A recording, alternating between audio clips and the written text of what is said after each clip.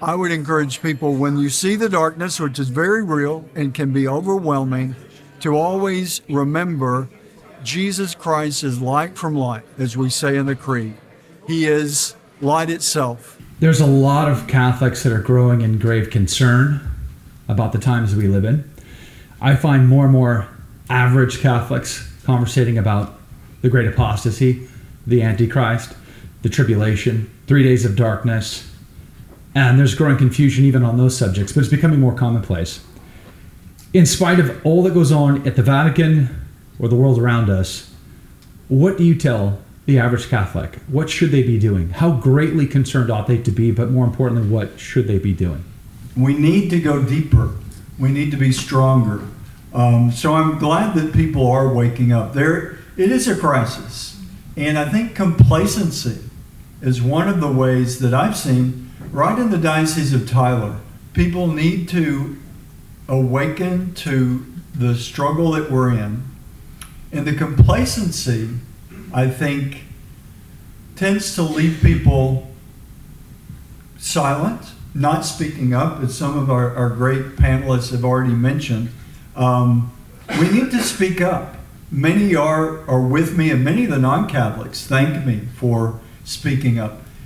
They look to the Catholic Church, and I think that's part of the crisis we're in. The global crisis, the violence and wars that seem to be coming from everywhere, in the time when the Church doesn't have a strong voice.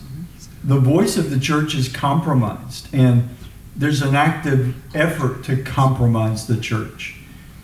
Joe, many people have asked me, what do we do?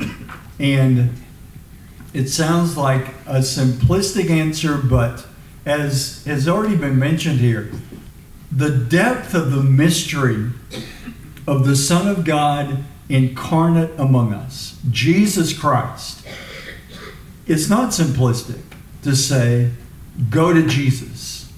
Look to Jesus Christ. I mean, I could say just very personally, with all the chaos, it's like, what do we really believe?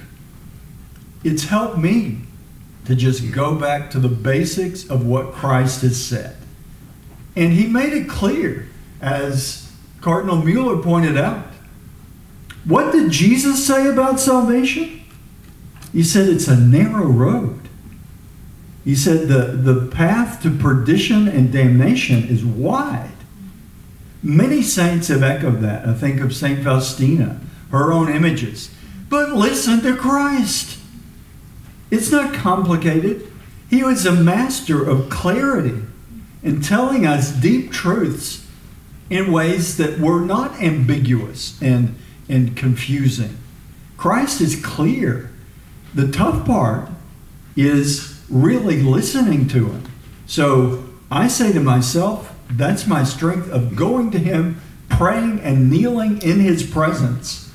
He'll talk to you. I've never heard an allocution in that sense, but he speaks to our hearts and makes them burn more deeply with his truth. As has already been mentioned, the revealed truth that is Jesus Christ, truth personified, is the truth that guides us. All the scientific knowledge, all the theories, all of it falls to ashes in comparison to the wonder of truth that Jesus Christ has revealed to us. And I would say especially in my own prayer recently, with all the ashes, we can say, our resurrected Lord. That's why I was drawn to the Emmaus story, because that is our risen Lord. He's not just a resuscitated human being. He is fully shining forth as the God-man, as God incarnate in our flesh, but risen after having died for us. That is what we've got to drill down into as deeply as we can. And the more we do that, he's the answer. Much negative news today, so much difficulty in the Vatican or overseas or in our own life, finances, everything else. How do we grow in intimacy in dark days? Well, Joe, I think it's about It's the same answer I always give, knowing Christ more deeply, but through the scriptures, through the sacraments, really, truly knowing Christ more deeply. As you ask the question, I'm reminded, as he is ascending, we're told the apostles believed, but they doubted all at the same time. They feared and they doubted. It's natural to us to have questions, to have concerns, but look to his light. And I guess that's the image that I would encourage people to keep turning to, because we have those images throughout Scripture, Old Testament, New Testament, in the Gospels, light and darkness. I mean, what does God do in Genesis? He separates the darkness and the light. That is how we're wired to see that contrast between darkness and light.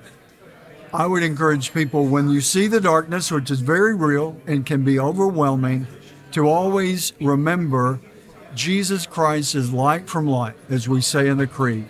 He is light itself. The resurrection is a powerful image of light bursting forth in a brand new way, his risen body, the new life that he offers us. So I would encourage us to turn to that image when the darkness is real, it's palpable, it can burden people, it destroys lives. People go into despair and literally destroy their lives. But rather than wallowing in the darkness, let's always remember, when we see the darkness, turn to the light, and that is Jesus Christ. Turn to the images of him in Scripture. Turn to his resurrection and ascension. I love to reflect on the mysteries of the Rosary. We have the luminous mysteries, but there's so many others beyond the luminous where Christ's light shines forth. When he's baptized, the clouds open, the light shines forth. St. Paul, it's light that knocks him down. I think that we need to hang on to the light and share that with each other. Be strong in light in the midst of real darkness. I guess that's the final point that I would make. I've said it a couple of times already. But not to pretend the darkness isn't real or try to explain it away. Face it head on, but look through the darkness to the light of Christ. God bless you. Perfect. Amazing, Your Excellency. God bless you, friends. Praise be to God.